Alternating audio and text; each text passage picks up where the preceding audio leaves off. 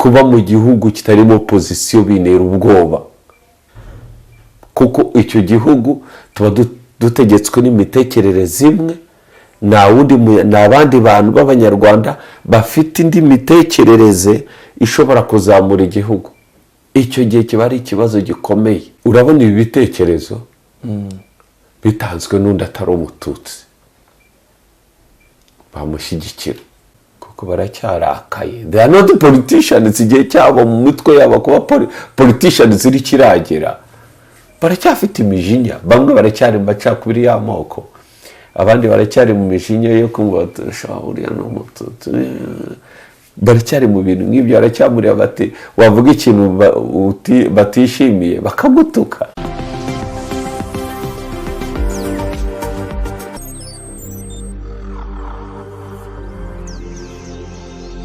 Nongeye kugushimira ukurikiye Ukwezi TV muri aka kanya, waba uri mu rugo, uri mu kazi cyangwa ahandi hatandukanye, waba uri mu Rwanda cyangwa se mu mahanga, ukunda kandi ukurikira ibiganiro bitandukanye bigezweho na Ukwezi TV. Uyu munsi tugiye kuganira na Robert Mugabe, ni umuntu dukunze kuganira ku ngingo zitandukanye, tuganira twibanda cyane kuri politiki y'igihugu ndetse n'imibereho y'abaturage.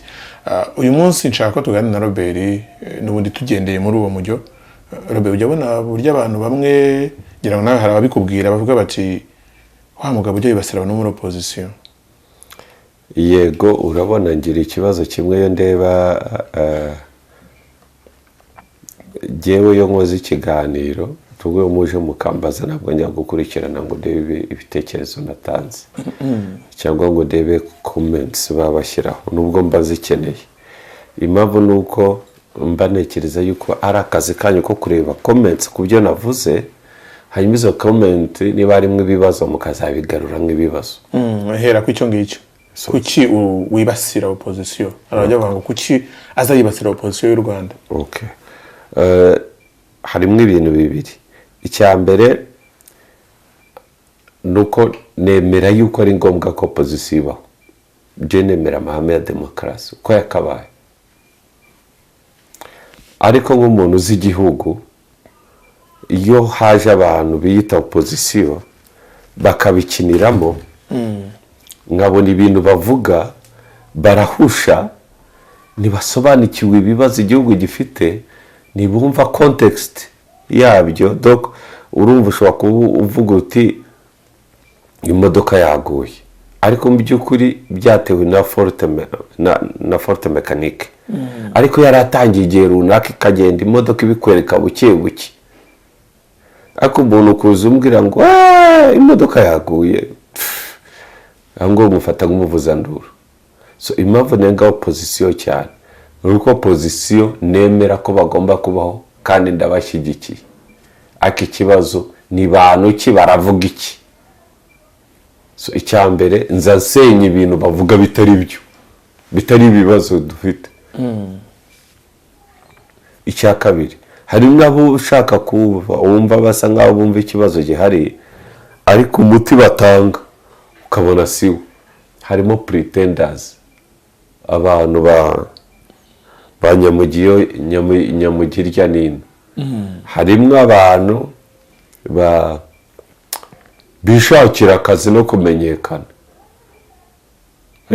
urugero bakamobilizinga amafaranga, bagahimba ikintu cyitwa ishyaka, akumva ko nta kintu kigamije, kuko arabizi ko nawe muri strategies afite na strategy afite zo guhindura ubutegetsi. Ndago urugero rworoshye, iyo umuntu atangiye ishyaka rikamara imyaka 10 atarakandagira mu Rwanda, aba yumva yuko u Rwanda kivuga rukiri rwa rundi.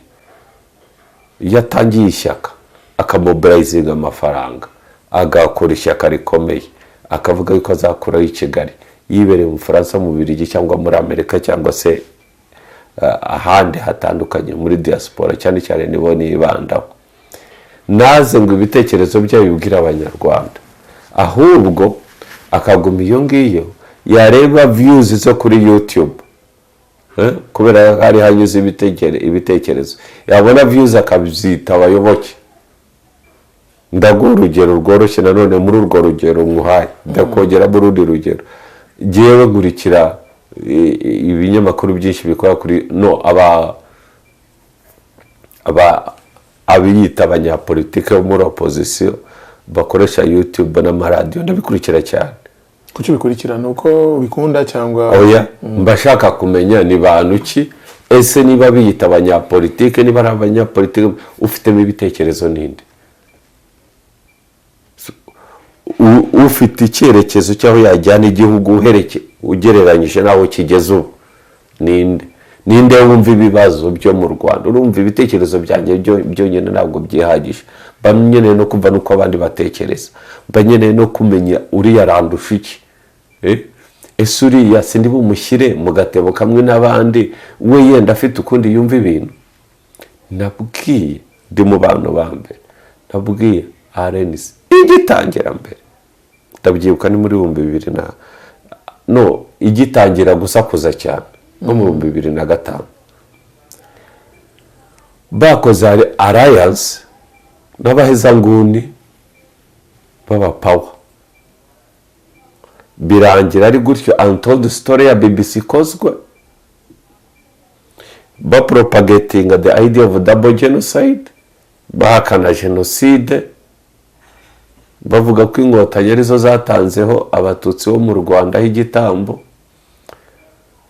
ubu tuvugana abantu bamwe jambumva bo muri RNC babwiye ahubwo bamaganira kure imyumvire ya Nahimana ya Hutu Power ubu niyo mu gikanguko kure yuko Kigali mwari murimo nahantu gihurira inyungu z'abanyarwanda kandi zibasenya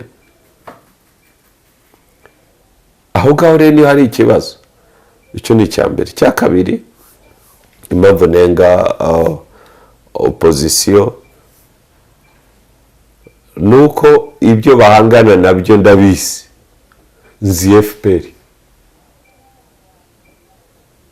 kuko navuga ko nayivukiyemo so hari uburyo utashobora kurwanya FPR Mwana magambo nkuko bamwe bivuga bavuga ngo uriya ngo ni abari yaje hana korera FPR ibyo urungabo reka nkubwire icyo bavuga nukabishishe urabona ibi bitekerezo bitanzwe n'undi atari umututsi bamushyigikira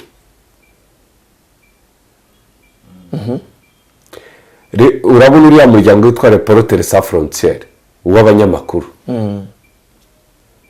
umunyamakuru kuva ubutegetsi bwa FPR bugeze ku ngoma n'abatutsi bari bavugira b'abanyamakuru bagize ibibazo tekereza se ko babikora batabizi Jeni mushyire muri za politike ngo nabahutu babona abatutsi n'abiki kuko murabishyiramo hakaboneka abandi bantu bitwaza ubutu n'ubututsi bwabo so ibyo rero birinuza ikintu ukuntu navugaga mbere n'ubu ko mvuga ni kimwe ikintu cyahindutse niki nuko kukubwira ngo uragapfa ndakubwira yo uzabona kuko buri muntu arapfa kuko maze gusaza uko usaza ugenda umenya ubwenge ugabanya imbaraga n'amashagaga ukongera ubwenge bw'imitekerereze ariko abanyarwanda yanga kuvuga ngo ikintu kiranuka avuga ngo kirahumura nabi yes aho kugira ngo nkubwire ngo uranuka mu kanwa nakubwese ko udahumura neza nta kintu byantwara ikindi aho kukureba mu maso ngo nkubwire ngo wowe ngo sinshaka kubijya mu biro by'abana Imana bakora now here is the thing opposition niba opposition zayubaha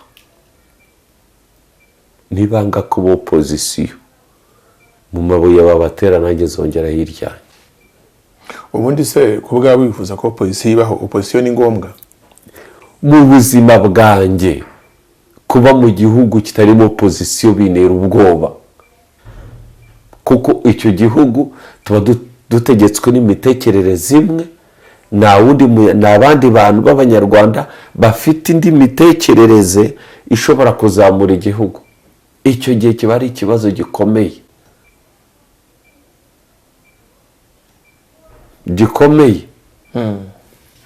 ubu none hatuvugana hari ikibazo mu gihugu cyitwa Eswatini cyahoze cyitwa Swaziland harimo umwami wawo Muswati wa gatatu uriya mugabo yagiye ku butegetsi kugira ngo afite imyaka 14 14 ariko babigize official agize 18 18 afite anniversaire y'umunsi wa anniversaire nibwo bamuhaye ko mu kado.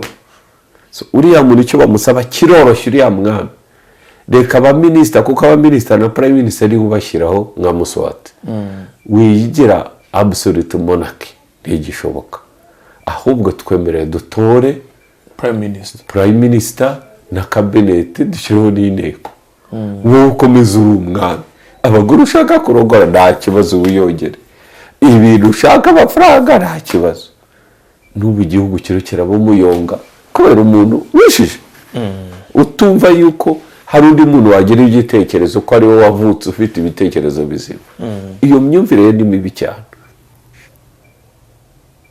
It is only in Africa aho twumva yuko umuntu umwe ari ufite imitekerezo mizima undi udatekereza muri iyo mirongo muri uwo murongo w'imitekerereze yarasaze cyangwa se umwanzi w'igihugu which is wrong. Bene magambo ntago yemera abitiranya umwanzi w'igihugu n'umwanzi w'ubutegetsi. Nta mwanzi w'igihugu baho. Umwanzi w'igihugu ni umuntu uza gusenya ibiraro, umuntu uza gusegera kwica abaturage aba ari umwanzi w'igihugu. Ariko umuntu uza kurwanya ubutegetsi atabwemera aba ari umwanzi w'ubutegetsi. Umwanzi w'igihugu abaho ariko aboneka hake cyane.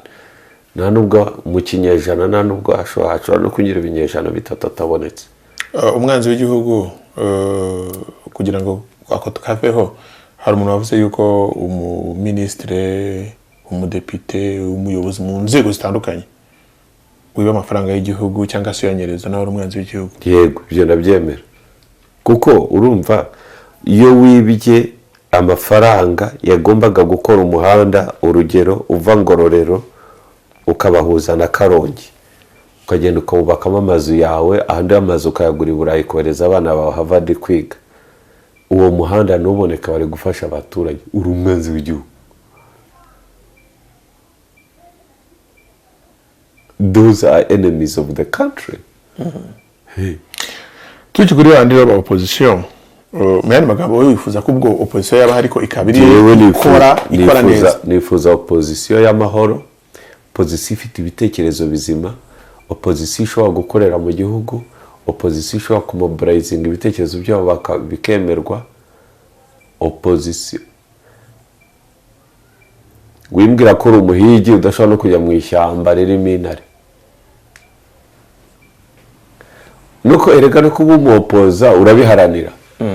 Ntabwo ubyuka gusa ngo kubera kuze gutuka umukuru w'igihugu ngo kuko umwifuriza ko yapfa ngo ubaye opposition ya cyangwa kuko wanze FPR inkotanyi ngo wanze ngo ubaye opposition kada kwanga kimwe ushobora kukwanga nawe Theo ushobora kukwanga cyangwa nkagukunda icyo ni ikibazo cy'amarangamutima ariko opposition ntabwo ari ikibazo cy'amarangamutima ni ikibazo cya plani y'igihugu ikibazo cy'abanyarwanda imibereho y'abanyarwanda ikibazo cy'iterambere ry'igihugu urabibona ute minus ukuyemo umwe. Opposition ni kureba ubuzima kureba abaturage n'inyungu zabo ejo h'igihugu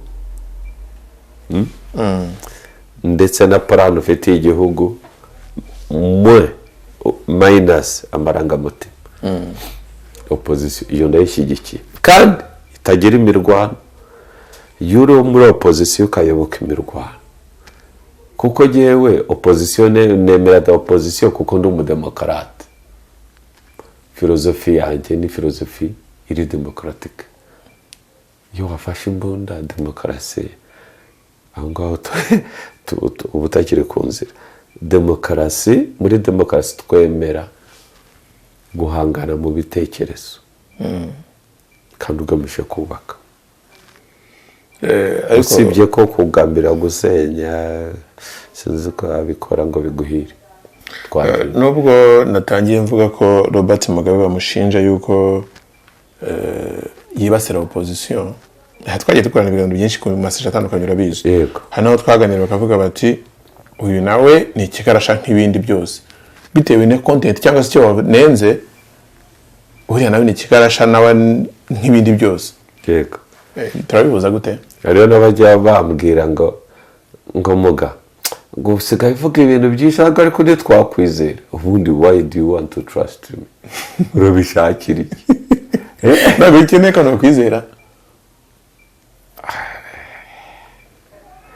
Urumva hari n'abakwitamaniye ko nabyo bivuge.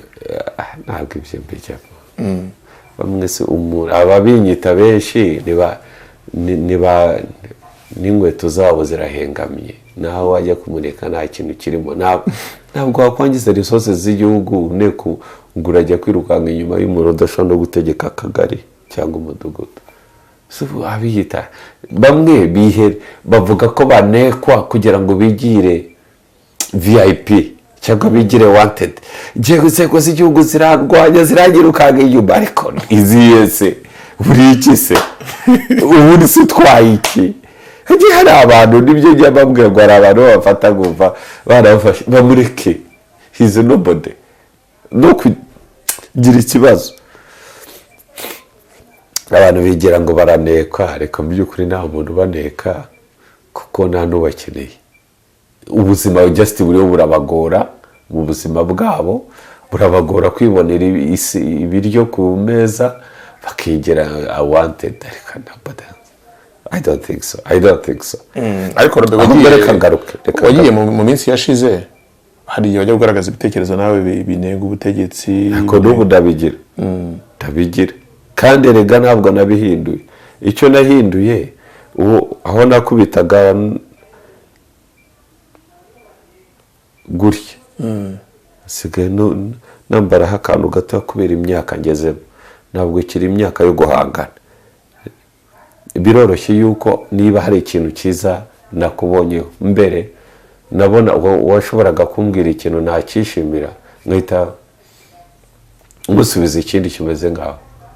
Ariko ubu ngubu kubera imyaka maze kugeramo, ndagufata nkagushyira mu nzu tukicara turi babiri, niba ari ukugutuka ku babyeyi nkabikora, hanyuma twasohoka nkagukora mu kiganza nkaseka nkavuga kuri gitangaza. Hariho time for activism and there is time to lobby. Cyangombwa ikiba kigambire nuko ibitekerezo byawe byakirwa n'abantu bafata imyanzuro bakagira icyo babikoraho. Ariko iyo utangiye gufata ibitekerezo uganatoka bari bakwiye kubyakira ngo babishyire mu bikorwa, ahubwo burimo guta igihe. So yukura ugenda wiga, ugenda ureba, ugenda umenya, ugenda uhindura strategy. Uwo nayaga mbona utanga ibitekerezo ku bijyanye ngira ngo uretse nka Green Party yajyaga yanga yuko yandikiye inteko igaragaza ko itifuza ko ingingo y'ijana rimwe ihindurwa mu itegeko nshinga. Ariko Green Party yabitangiye ari ryo wabitangiye. Yes, ariko mu gihe Robert Mugabe nawe yarwanyaga manda ya gatatu. Yego narayirwanyije. N'ubu nemera ko Perezida Paul Kagame ari perezida wa Repubulika y'u Rwanda. Ariko ntabwo byari bikwiye kujya kuri manda ya gatatu. Icyo gihe niko nabyumvaga gutyo. Byaje guhinduka? Oya, ntabwo byaje guhinduka, ariko hari ayandi makuru naje kumenya. Nari mfite. Ikindi naje kureba situation, ndavuga n'abantu nta kundi kuntu bafite babigenza. Kubera iki? Urumva niba FPR Inkotanyi ifite umukandida umwe, ibona itafata risike zo kumuhindura, ifite ishingiro ukurikije amateka yayo. Amateka yayo urebye abantu benshi bageze FPR Inkotanyi bayigiyemo banayitangiye kuko babaga mu buhunzi barahejwe mu gihugu. Ari nacyo kibazo cya independence, ndumva nayo nimbona umwenda yiganiraho. Ari ingaruka nanone z'abanyarwanda bafite imyumvire mibi, z'abanyapolitike babi, ari bo muri bamwe muri opposition nenga bagifite iyo myumvire. Naho bakaza bari baraheshejwe hanze, yego bo mu bwoko bw'abatutsi benshi, ariko ugasanga ibyo barwanyaga nubwo bafashe ubutegetsi, imyumvire barwanyaga n'ubu baracyarwana nayo. Ndakubwira niba Anastase Gasana wahoze ari prime minister muri leta y'Inkotanyi awahoze ari Minister of Foreign Affairs muri leta y'Inkotanyi, kandi baramukuye muri MDR akaza kugenda mu bintu bidasobanutse, yagerayo iki ubu ngubu safe haven ukurikije ibyo wumva avuga ubu ngubu sigaye umuvugizi wa revolution ya 59 independence ayisobanura mu buryo yasubiye mu ngengabitekerezo, mu ngengamyumvire ya politike ya MDR Parmehutu, ari nayo Nahimana arimo, ari nayo yatugeze impunzi bamwe tukavuka.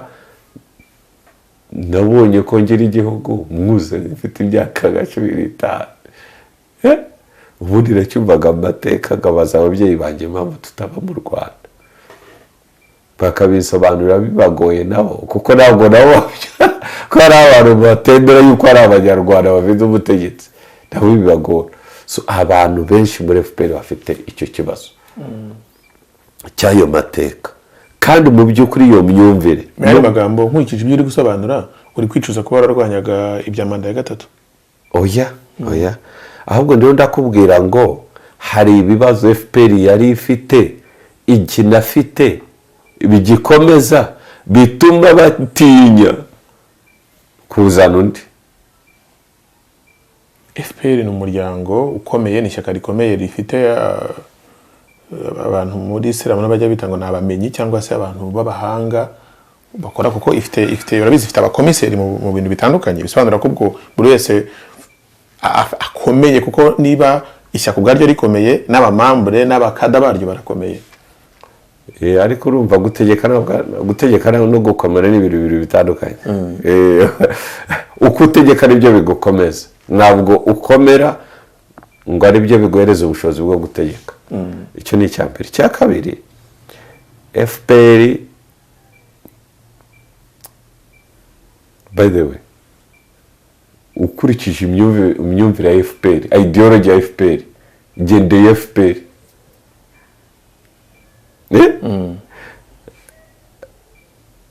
ukurikije muri definition y'ubutegetsi ndi umunyarwanda, ariko ideology ya FPR yari ikubiyemo ingingo 8 zikomeye, nanjye narazemeraga n'ubu ndacyazemera. Ariko iyo there is a threat, ndaguha urugero, Kagame kunateye ni umunyarwanda, ni umugabo mukuru, tumva vuga Kagame ukagira ngo turangana randuta, ni n'umuyobozi. Ukuntu ateye ni umurwanyi,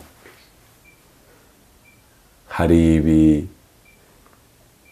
ibintu ashobora guhangara abari muri FPR badashobora guhangara, kandi bakibona ko hari need yo kurwana, mu gihe bakibona regional threats, mu gihe bakibona ethnicity threats.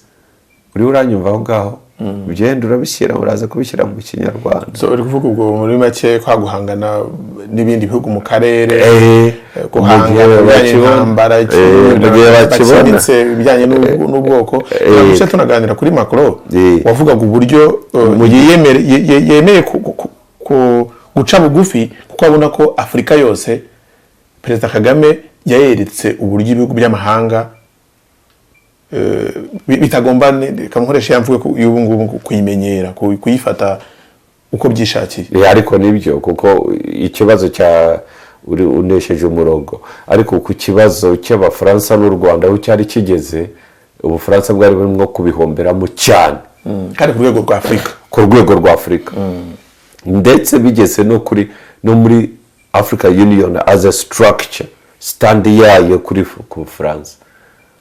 So ntabwo bigishoboka byo gusuzugura agahugu gatungo nta kintu kadukora, ntabwo bigishoboka.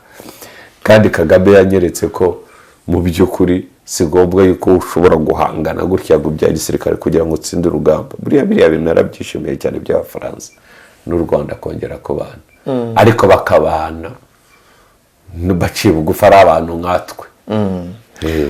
Twe kubana ari uko tubapfukamiye. So kiriya kintu reka ngaruke ku kintu. So izo ntambara zose ziri regional na threats ziri regional, kandi zisaba umuntu ufite uburambe mu mirwano na politike. FPR byari bigoye cyane kugira ngo bizane undi muntu, kandi izo sentiments za conflict iri ethnical. Ndaguha urugero, nuko ndi buvuge nkashobora kuvangira abantu kandi sinshaka kubavangira, ako nurwo rugero rwiza.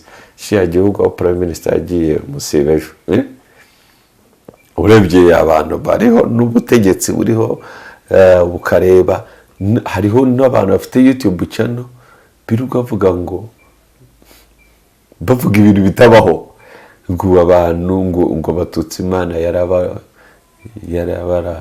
yabakuyeho amaboko, ngo nabamena amaraso iki, kandi wareba nahakura amafaranga yakura mu butegetsi.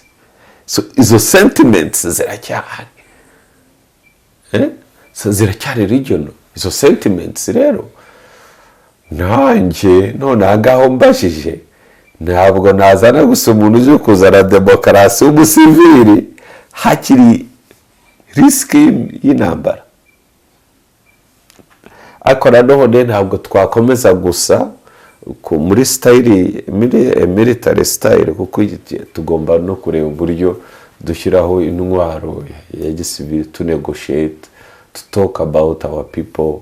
Ndaguha urugero, iyo RNC irakara igahita ijya mu ishyamba, recruitment bakatwangishanya n'igihugu duturanye, recruitment zikaba ibintu byose bikanyura muri Kongo, bigasanga binjiye muri Nyungwe P5 bariya ba FRN n'abakina andi mashyaka yishyize hamwe n'ibiki. Kandi biriya narabibabwiye, ndababwira mwebwe opposition muri aha mwanga gutaha mu Rwanda, kuko Ingabire Victoire barabeshyaga ngo inkingi yose ngo abayobozi n'abandi bamashyaka ngo bose bagiye gutahira rimwe. Bageze ku kibuga Ingabire yisanga wenyine. Ni kaka nigeze kuvuga kuko nabo baba batumva ibintu kimwe. Ntabwo ari barabeshya, hari ikintu gihari. Ntibashoboye kujya mu ziko ngo bateke kuko baratinya imyotsi, ariko bagera hanze bakakubwira ko bashaka kugutekera rangi, badashaka kwicara mu gikoni. Ntabwo waba umunyapolitike kugira ngo ugire authority ku Rwanda uri mahanga. Simple, kuko you are not informed. Kuvuga ngo ufite abantu bakonekera, ufite abantu bo muvugana mu Rwanda kuri WhatsApp ngo bakubwire ibibazo biri mu Rwanda. Of course bazakubwira niba umuntu agushaka amadolari yo kurya, azakubwira ko bapfuye bashize inkotanyi zirabamaze. Ukayamuhereza uti rwose jya umereza amakuru, ujya undebera. Ariko ibyo rukubeshya. Buriya mu bantu nemera Frank, Dr. Frank Habineza. Ndamwemera cyane. Kubera urumva Dr. Frank yatangiye ishyaka hano, ibintu biba bibi na depite we aricwa, Frank arahunga muri Sweden, amara igihe aragaruka ati giye ubwo mundeba ntabwo byarangiye, ndagarutse. Umuntu nguwo rwose ndawamushyigikira, kuko ibyo yemera yiteguye no kubipfira. Niyo atanga raporo mu biganiro avuga ko ibyo yaharaniye agenda abona umusaruro. Twagiye tugaye ibi byahindutse uko bigenda biza. Ariko najyaga nirinda kuvuga ko mwemera kugira ngo nawe atiyemera cyane. Aradukurikiye ubu ngubu ntaze kwiyemera cyane, ari compliment. Ariko ibyo yemera niba ibyo wemera muri politiki, ibyo wemera ugomba kuba witeguye ko bipfira bibaye ngombwa. So kubipfira ntabwo ngubwe kujya mu mashyamba ngo urwane. Uravuga muti tuje abantu barabafunze baramaze, natwe tuje badufunga. So muze muvuge ibitekerezo byanyu, babibafungire, Abanyarwanda bazabyakira. Ariko niba igitekerezo cyawe nawe utinya gufata risike, ubwo si ubwo uri gute wambwira ngo ugiye waza kuntekera nawe utinya imyotsi mu gikoni? Do you get it? Niyo tandukaniro muri rusange riri hagati ya opposition iri mu Rwanda n'iri mu mahanga.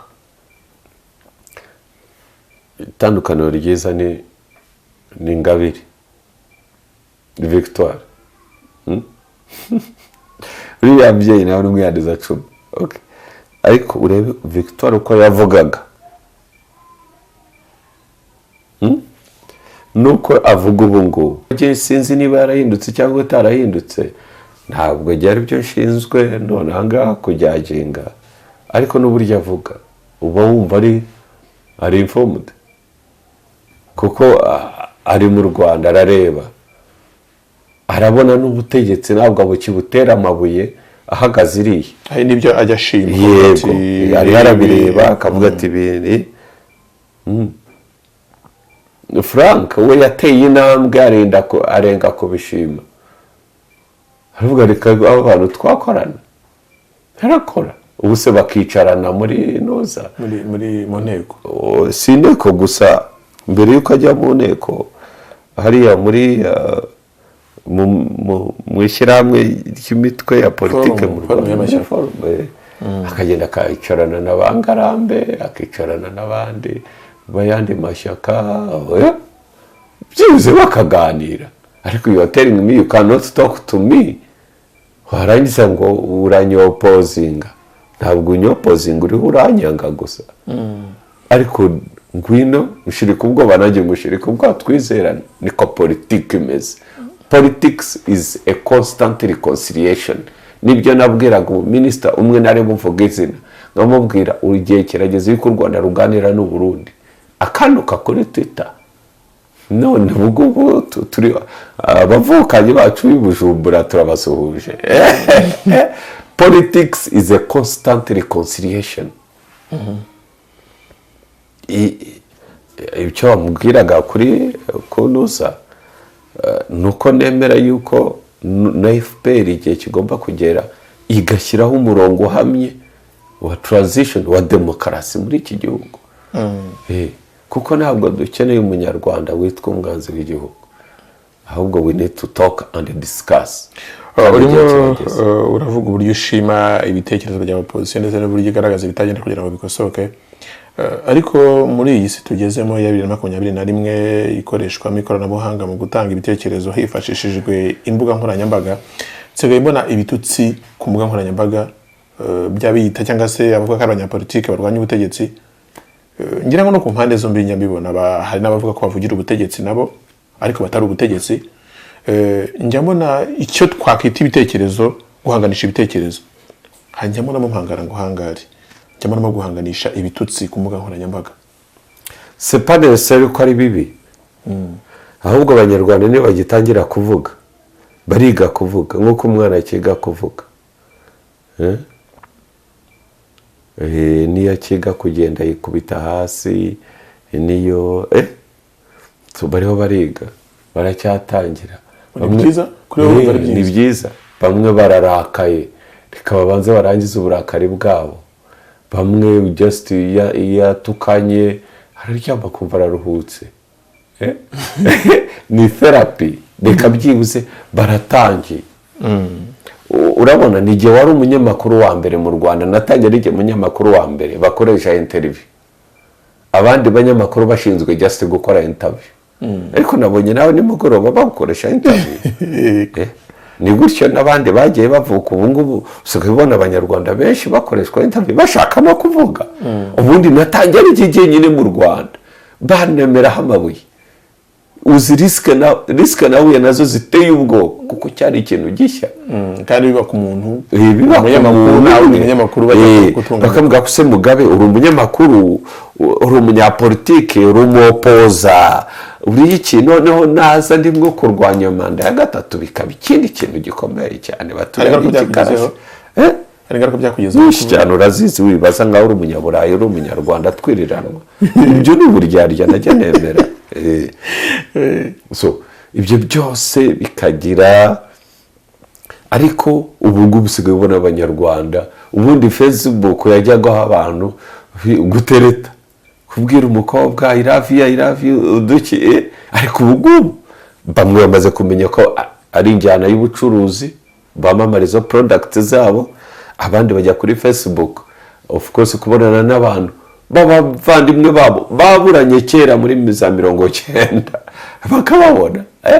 namwe uzi videos zabaga kuri YouTube bakwitaga umuntu ni babandi biyamiza ariko basigaye babona ko ari ibintu biri serious yego n'ubutegetsi bumaze kubona ko biri serious urumva ahubwo n'itangazamakuru ryabonye ko ari opportunity yo gukoreramo itangazamakuru ni nayo mpamvu dukora ibi ngibi so hari evolution irimo kuba and it's a positive one si ngombwa ko mwese mubibona like negative buriya n'abantu batukana they are not ntabwo ari babi ni itangiriro ni babanze basohora uburozi bwabo bafite n'imijinya yabo n'inzangano zabo n'amacakubiri yabo babanze bayavuge batukane iyo therapy nirangira noneho bazagera igihe cyo gukora constructive debates ibiganiro byubaka ariko urumva twaba tukiri mu bintu by'abantu bagitukana bagifite imijinya ngo wandike ngo uvuge ngo ariko igihe kirageze ngo iyi no opposition ngo twumvikane oya ntabwo muri abo opposition muracyafite umujinya muracyarakaye imishinya nirangira no gutukana byarangiye ubushize narababwiye ikintu ni opposition abita opposition bari mu diaspora n'abanyarwanda abantu benshi baragiye bakasesengura n'ubu narabivuze n'ubu nabisubiramo n'ubu babwiye harimo na RNC s'il vous plaît ndakuvuga how serious it is ugafata abita ibica amashyaka yose bayahaye amazina yewe menshi cyane ari hafi ngira ngo n'inshinga zose z'icyongereza ziri hafi kurangira n'iz'igifaransa bose ukabashyira mu ndege imwe ukavuga ngo mu Rwanda ntabwo hari buvu umutegetsi araturuka muri mwe muze mu ndege imwe mwashyizeho cabinet mugere i Kigali cabinet mwayumvikanye n'uba perezida iyo ndege niyagera i Kigali banayishwaniramo bakayitwika na pilot bakamuhita kuko baracyarakaye they are not politicians igihe cyabo mu mitwe yabo kuba politicians ziri kiragera baracyafite imijinya bamwe baracyari mu macakubiri y'amoko abandi baracyari mu mijinya yo kumva shawuriya no mututu baracyari mu bintu nk'ibyo baracyamuriye bati wavuga ikintu batishimiye bakagutuka so they are still immature haracyakeneye where you come ariyo mpamvu nakubwira ko Shima Frank ageza ahantu yicarana n'abantu ati dukore immature discussion ibi tubigendemo dute yatsindwa akabyemera bamurusha imbaraga akabyemera yewe banamukubita n'inkokora akabyumva uri urabyumva gukubita inkokora muri politiki ukabyumva ukamushyiramo kwa kundi twakinaga umupira umuntu ukamushyiramo bahitaga bate ukamushyira cyangwa se muri sinabyaye